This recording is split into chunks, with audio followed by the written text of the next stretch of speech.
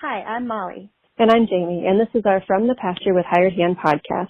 As the owners of Hired Hand website software, we've been developing websites and creating internet marketing strategies for livestock breeders for the past 10 years. The majority of our customers are involved in the breeding of registered animals, such as Texas Longhorn, Highland cattle, horses, and white-tailed deer, where the pedigrees are very important. The From the Pasture with Hired Hand podcast examines many of the differences in raising pedigreed livestock for maximum profit. Join us and learn what we're covering today. Cheers. Cheers. So the Red Cola Solo Cup story. When Toby Keith first came out with that song, all of us was somewhere at some sale having a large time, and Scott Shoemaker and myself got to singing that song. So every time I would see Scott at the sale, I would get on the mic and go, "Hey, Red Solo Cup, get your seat and get in here and buy some cows." But the other one was when I started saying heifer baby, everybody was saying take a drink.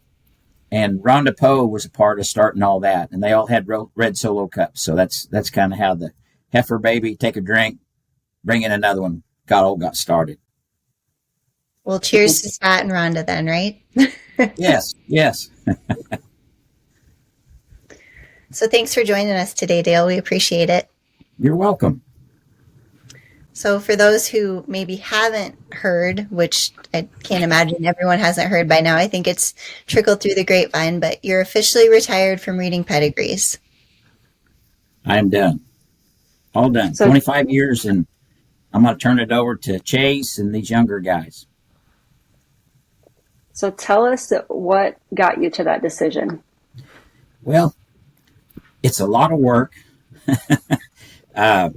If you notice, I'm always at the sales at least 3 hours before they start, because I feel like that's my job, to be there and, to give everybody a chance to corner me and tell me about your animal and give me the highlights. Let me get my book prepared. And because I'm there, I'm on the block representing your cow. So I've always tried to do that so I could benefit the seller.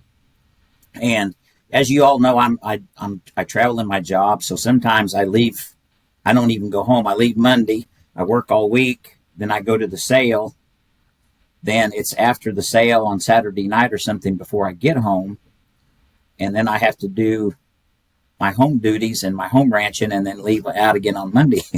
So this has been kind of tough schedule for several years, but it's a lot of work, and I just want to come to a sale and sit out there and have a cold beer with my friends and with Jennifer and enjoy the sale.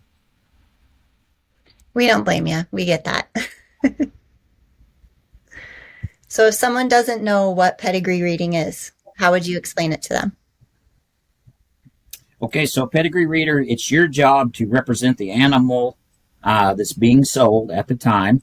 So to highlight pedigrees, ancestors, horn measurements, service sires, to let everyone in the audience know and everybody online know why they should buy this cow, and to give the auctioneer a breather in between cows.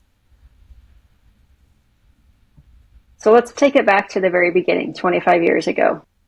How did you get started reading pedigrees?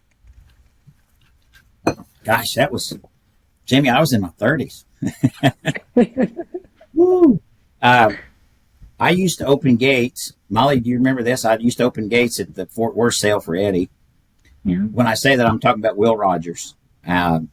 We used to have 300 to 400 animals per sale, if you all can imagine that. In one day, 300 to 400 hit. So first of all, I could see real good. If you're opening the gates, you got the best seat in the house, right? You could really see the cows, and I'd make a little money, so I wouldn't have to spend money just to go to the sales. And then Eddie saw how crazy I was when I got to talking about pedigrees, that he said, "Why don't you come up here and do pedigrees for me?" So I'm like, "Oh, I was scared to death of the microphone." So I'm like, "Oh, I don't know about that."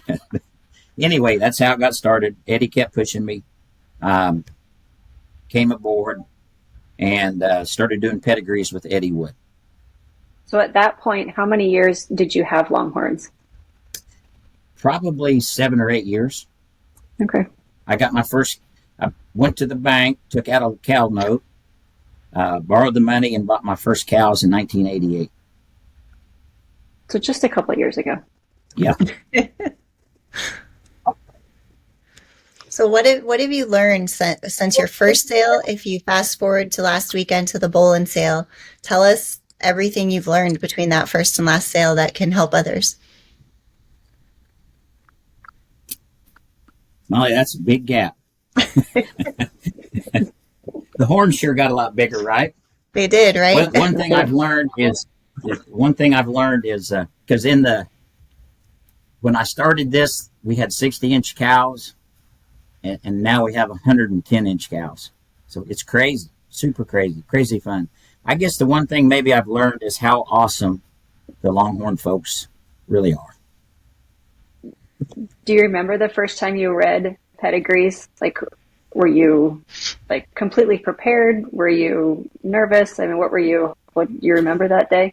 Yeah, I do, Jamie. It was easier back then because you can't imagine how fast Eddie sell. If you got 300 or 400 head, you didn't get a chance to think. It was, how far bred is she? What does she measure? One item, bam, seller. There wasn't take a break, come back, talk some more, come back. Oh no, that back in them days that didn't happen. So there probably, it sounds like, wasn't as much talk about the pedigree then. It was mainly just the rough stats and that's it. Yeah, and matter of fact, the catalog back then, Molly, you may remember some of these if you've looked through some old records and stuff. It was $100 to consign a cow, and you got 2 brackets. I mean, you got the animal and then siren dam. It was $125 if you got a black and white picture, and there was 4 or 5 cows down each page. So, there wasn't a lot to go on. You'd have exposure, calf at side, whatever, and they sold them really fast. Do you think that pedigree reading kind of evolved because there's less animals in sales, or because it became more important to educate potential buyers while they're in the ring, like because everyone's so busy with their schedules and stuff? I think the value of the animal went up so much. Back then, gang, there was so many, it's not like it is today. Back then, I could tell you, and I'm not exaggerating, I could tell you every single big time cow there was in the breed. Today, oh my God, there's so many. It's unbelievable how many there are. So back then there was just a lot that was in this bracket. There was only a few up in here. Today, the sales that you all are putting on, that animal could be so valuable. That animal deserves a little more time and a little more recognition. All right. So when Jamie and I came up with these questions, we're going to ask you. There's a couple of hard ones in here, a couple of quiz questions, and here's one of them. Are you ready? I hope so. If you had to choose your top 5 favorite sales over the past 25 years breeding pedigrees, which sales would they be and why? Okay, this is hard because you remember recent stuff a lot better than you remember something 35 or 25 years ago, right? So let's see. Obviously, my first one's got to go there because that was a pretty big day the first time you do it. Obviously, my last one. I love Cindy's sale. To me, that was the perfect. First of all, if you're a pedigree reader, it's so super easy to work for one person versus 25 consignors. And Cindy put together a great set of cattle. It's 10 times easier to sell the great ones than it is the mediocre cattle. So I'm going to have to say the sale I went out on is going to be a favorite because it went $10,000 and some odd dollar average, only 60 head. The Vegas sale, I think it was pretty cool to go to Las Vegas at Bill Hudson's sale and sell cows in one of the casinos. Wasn't that cool? That's very cool. The Fort Worth Cowtown sale. So I'm going to call both of these the same sale, but they're different. I got to sell or do pedigrees at Eddie's last sale that they let him do at the Fort Worth stockyards, the original stockyards. And they gave the guys out back really loved Eddie, like everybody did. And they framed one of the gate latches, the board off the gate, and the original padlock with the old skeleton head key, and presented that to Eddie. He left that to me when he passed. So now I've got that.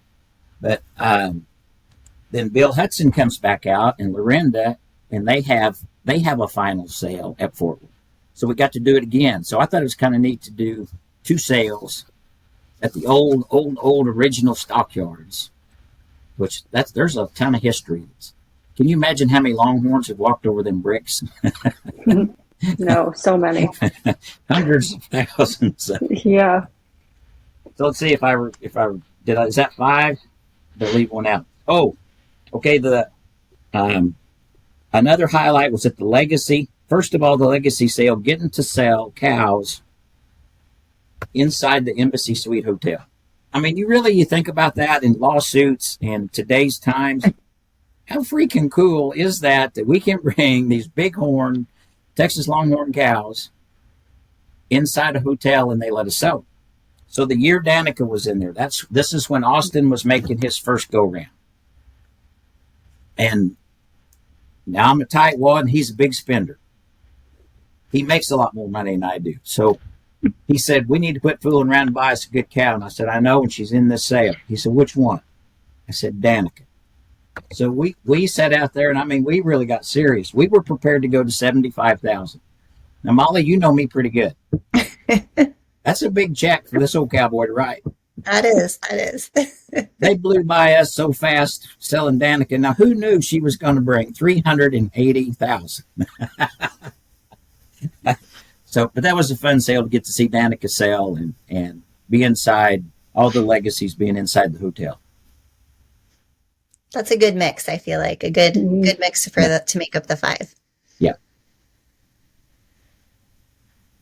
So do you have a favorite cow that you've sold or have been involved with selling over the years? We've sold some so many times that I think they look up there and wink at me when they come back in the ring. But that's a hard question, because in the old days, there were some cows that's just as important, but the money wasn't there like it is today. So, and I've kind of forgot some of them, but maybe selling Danica was probably my favorite. When it started out, do you all remember what started out? It was 25 people bidding. Then it got down to Meredith and Mike, and it was back and forth, and the whole crowd would just go. Yep. It was pretty cool to watch it. Well, and if I remember right, that Mike had just gotten involved in Longhorn, so people weren't 100% on who he really even was at that point. No, nobody even knew who he was. Who's this guy sitting on the front row that's bidding $300,000 on a cow? Yeah. He was the smartest guy in the room. That's who he was.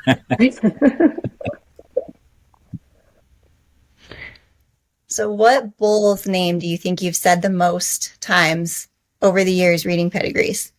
Okay. So I want to be fair. So I'm going to name 3 bulls. So let's go back 25, 30 years ago. That's about the era that things really started changing. And there was a bull named Phenomenon. Jamie, we would breed Phenomenon to a 50-inch cow and get a 70-inch baby. And this would happen consistently.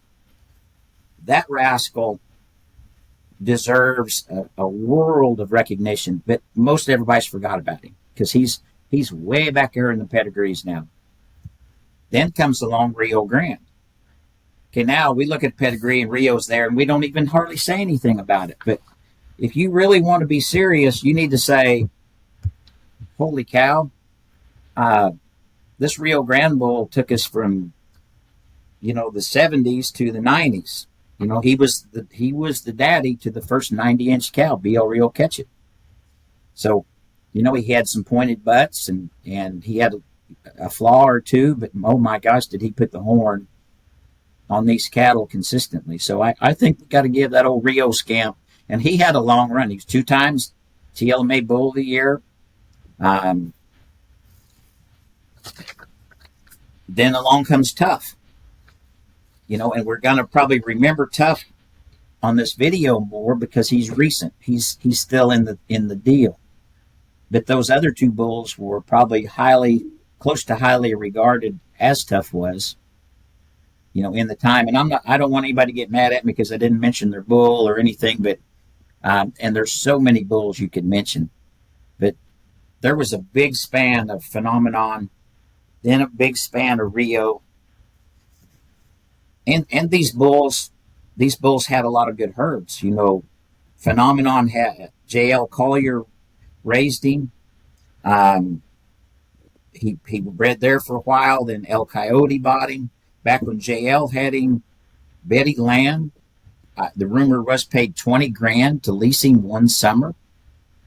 And I don't know if that's true, but Betty was a fantastic breeder, and what that bull did for her program was unreal. But those are my 3. I changed your question.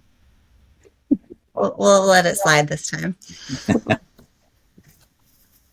What maternal line do you think you've talked about the most? See, there we go again. In 35 years, Jamie, they die. And a new one comes along. But in the old days, when we first started, I think Doherty 698 probably will be the cow that we talked about the most. You remember her, Molly? Yep. Oh, Doherty 698? Yep. You don't remember her. You was chasing boys.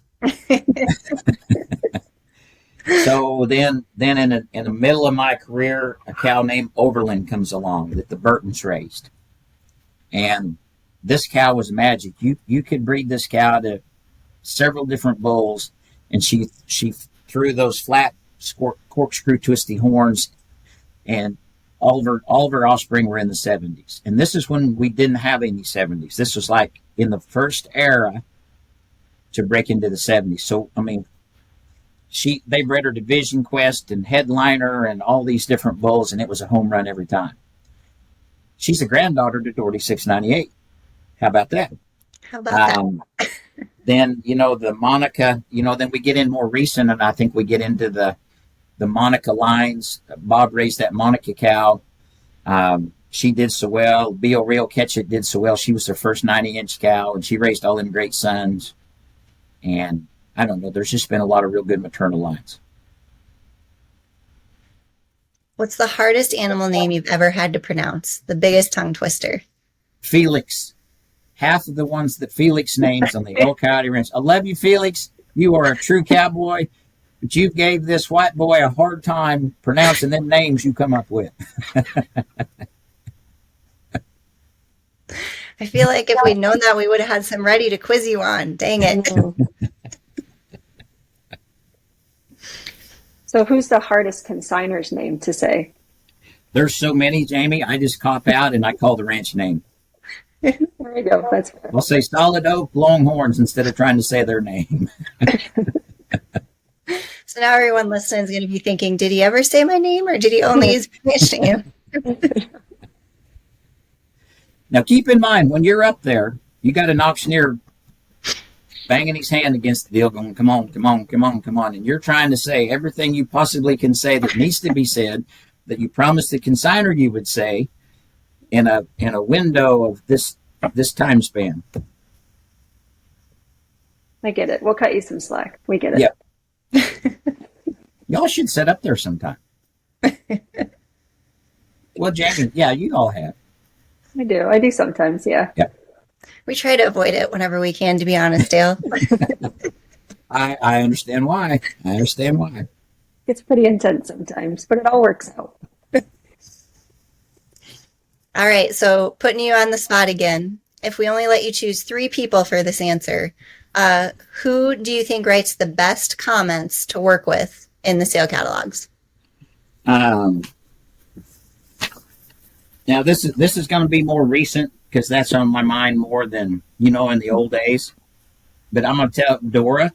Dora does an outstanding job. She will type me up a sheet and it'll have measurements and something about the bull, and if this cow's raised anything great, or the key points I need. Dora Thompson she is spot on. Wayne Manning has rolled in here, and him and Joanna have given me outstanding comments. And Richard and Jeannie Phillips always do a fabulous job. Now, I have a huge list of who gives me the worst, but we'll keep that silent right now. I mean, hey, everyone probably knows where you live. They know your phone number. So if you want to put it out there, you go for it. I think we should not. Okay. Well, should we cheers to heifer babies here in the middle? Cheers, heifer baby. Take a drink.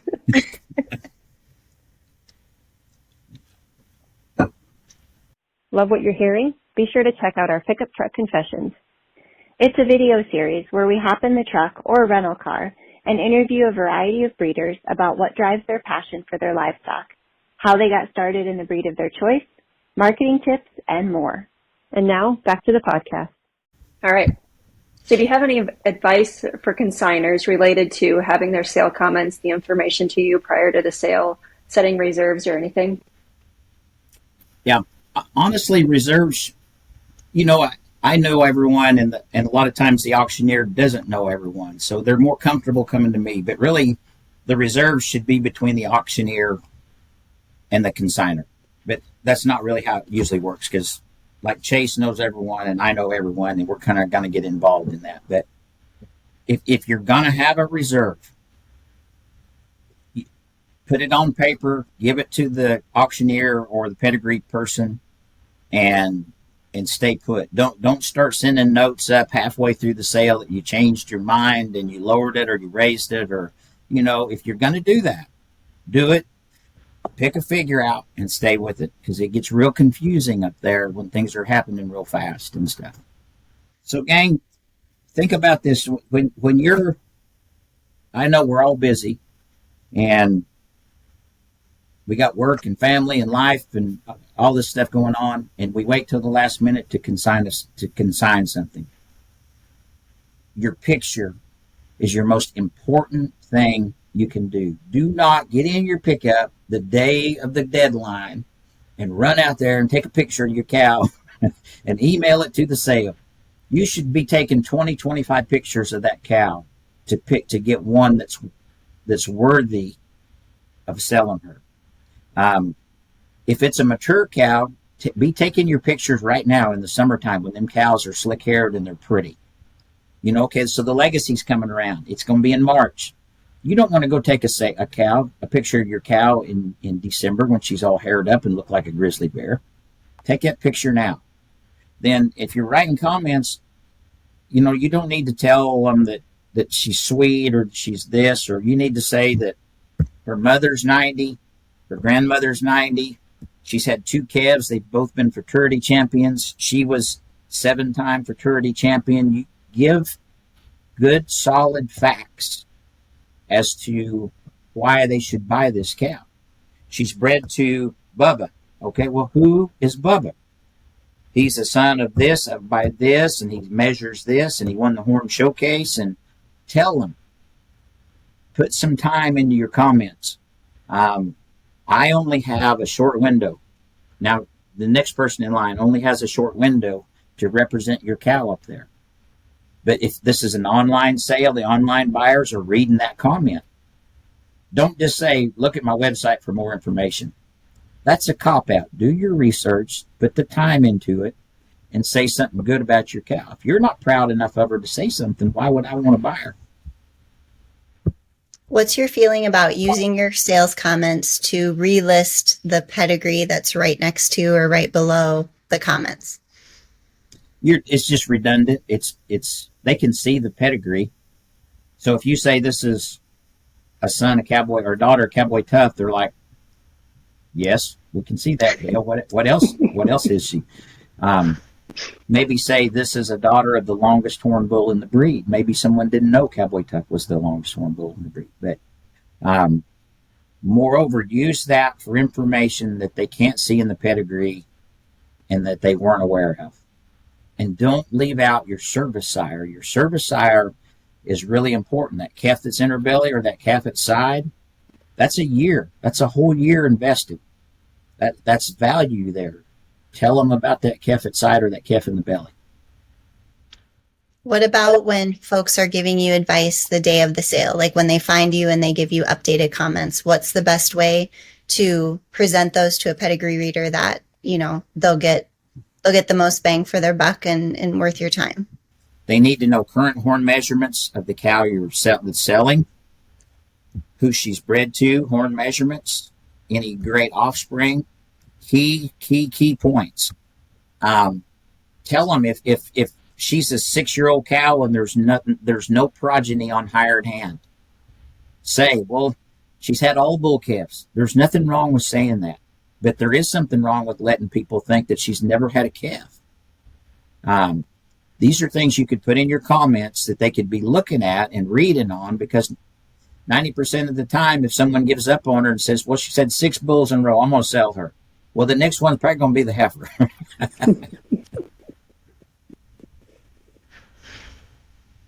But good, important facts. The same facts, they should be giving the pedigree reader the facts that if you were a buyer, what would you want to know? All right. So tell us a little bit about some of the auctioneers you've been fortunate enough to work with over the years. Well, the master, Mr. Eddie Wood, he was my mentor and got me going. Then I worked with Joe Limley. Then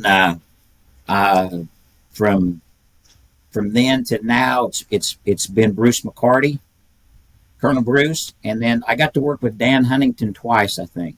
Dan's fun to work with. I didn't get a chance to work with Dan much. So those are the 4 auctioneers that I've worked with.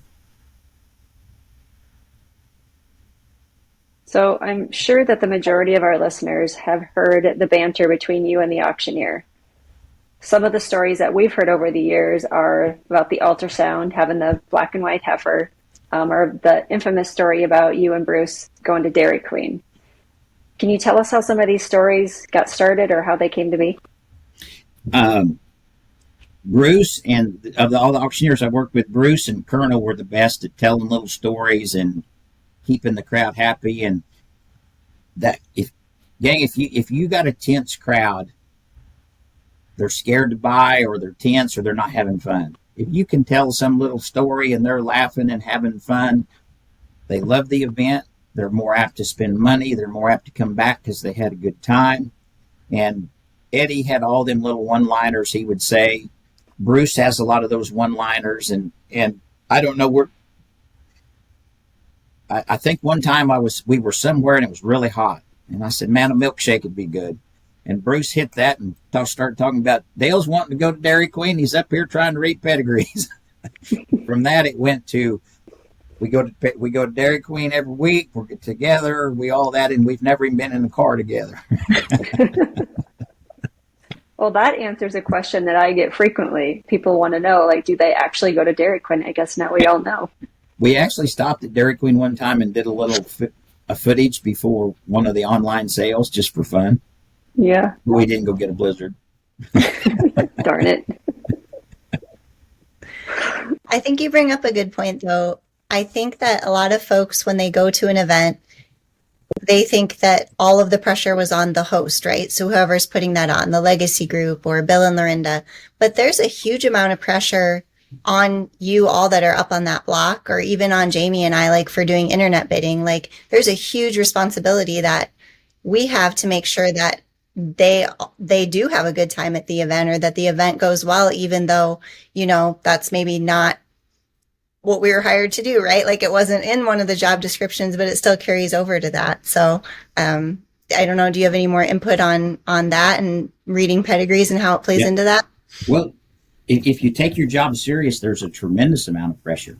I mean, you're responsible for that person's consignment, and they paid $400 or $500 to put the cow in there, and then had a vet come out and spend $100 on health papers, and they've hauled that cow to town, and they may have spent $1,000 on advertising, and it's your all's job to broadcast that via the internet, and it's my job to represent that cow, and it's the auctioneer's job to do the best they can at bringing the top dollar. And so there's a lot of pressure in these sales, especially when these cows are bringing $100,000 or $200,000.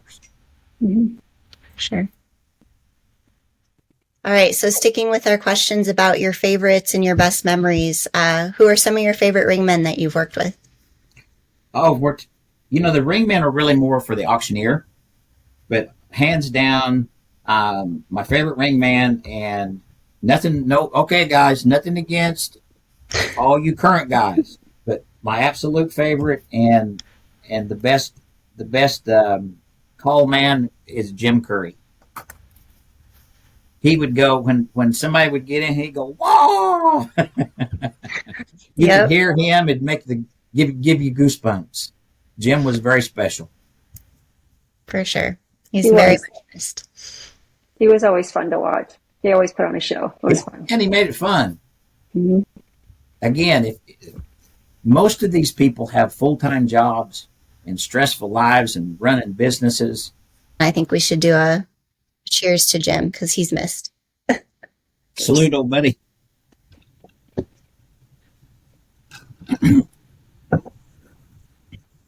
All right, so let's talk about internet bidding, Deal.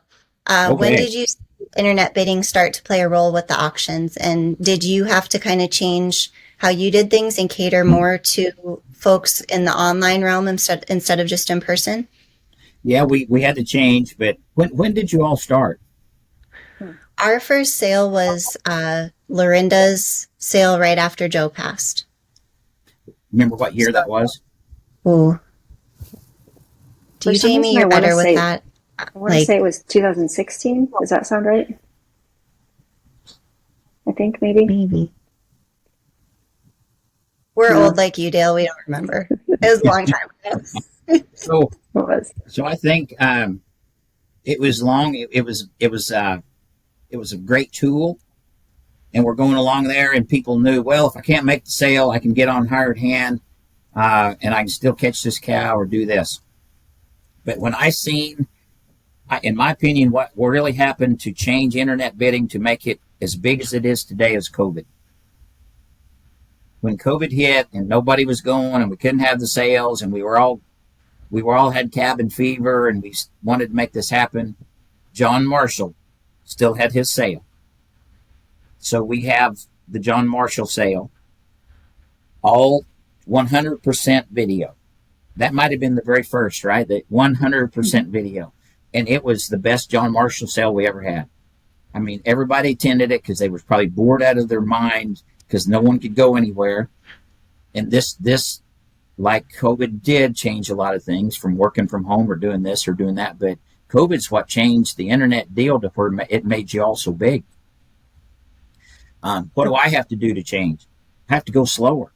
People's not there to see this cow. So I almost have to maybe just describe her a little bit, maybe go over some key points twice, maybe say her measurement twice, maybe say her palpation twice. Because this is, if you expect anybody to give much money, there's a lot happening and all they can see is a video.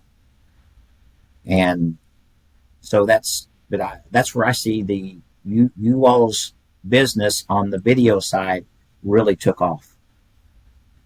Yeah, I think you're probably right. If you have a sale today without y'all, you're crazy. Jamie, I don't recall. I know you have the better memory. Did we do any video only sales pre-COVID? Like we do now? I don't think we did, right? No, we didn't, because when we all decided to do the Blue Ridge sale, I was so nervous because it was the first one that was going to be essentially without anybody in attendance anywhere. I mean, Bubba had a few people out at the ranch, but I think Dale, you and Bruce were you both at Dale or at Bruce's?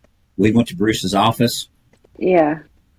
And we were making mooing sounds just so it'd make it feel like everybody was at a cow sale. Yeah. Yeah, I would agree with you though, Dale. I think that was COVID is what made everyone feel more comfortable bidding online. Mm-hmm. I think that's what started it all. I know, Dale, you've had to save us a few times when you talk about having to go slower. There's been a few times we've had glitches or people asking too many questions on one lot where you've had to definitely, despite the auctioneer getting after you, you had to kind of tell a story or make a joke to buy us a little extra time, and we always appreciate that. So Definitely. Pedigree's job. So we've talked about a lot of the best things, memories, and things that have happened at sales. What is one of the worst things that you've seen happen from the block? We were at a sale. This might have been, everything kind of gets blurry. There's been so many, but we might have been at Rick Frederick's. I'm pretty sure we were at his sale down at his ranch where he built his facility, and a cow somehow got up in the stand with us, with me and Joel. The deal fell down, and she come underneath us and was hooking, and she got up in there with us, and this got Western in a hurry. She didn't want to be there, and we didn't want her there. did she find her own way out, or did you all She have to found her help own her? way out by tearing a bunch of stuff up, and I was about to jump out in the arena, and I think that might have been Joel, and Joel was about to go the other direction. What about the funniest thing you've ever seen happen from the block? This is easy. Now, this is a little bit PG rated maybe, but we were at a sale. This is back in Eddie's day, and we were at a sale in Kentucky. I don't remember where we were at. And they had a brunch, and it was very elegant. It was in one of the facilities where they did a lot of the horse auctions. And they had this beautiful brunch with ice sculptures and champagne, and it was really, really nice. Well, there was a couple of young ladies there that got to partaking in the champagne a little heavy, and I don't know that they ate any breakfast. So we had breakfast, we did that, and it's maybe like at 10 o'clock, and then at 11 maybe the sale started. So we left the breakfast area, which was right behind the sale ring, and we walked straight to the sale ring. So these two ladies are sitting about 3 rows up from the ring. And after one of them that had indulged in the champagne pretty heavy, and they were both, everyone was dressed up in dresses and things like this. Well, after about lot 10, she passes plumb out. Her head's hanging over the back of the seat, and her legs are spread apart, white eagle. And Eddie couldn't focus on selling a cow. So, and he turns to me, he was such a country gentleman, take his hat off to meet a lady. He said, Dale, I can't sell cows and look at that at the same time. He said, so I got on the mic and I said, would one of you ringmen shut the gate that's open on aisle 10?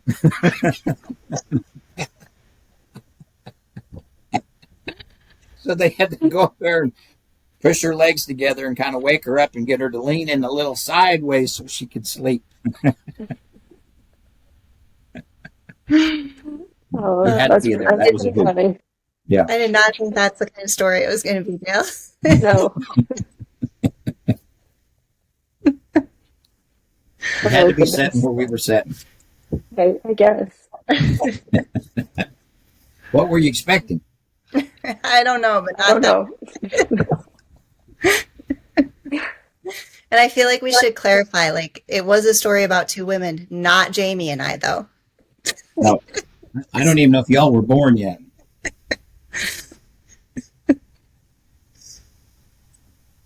So I think we've already talked about the next question. What's your biggest pet peeve about reading pedigrees?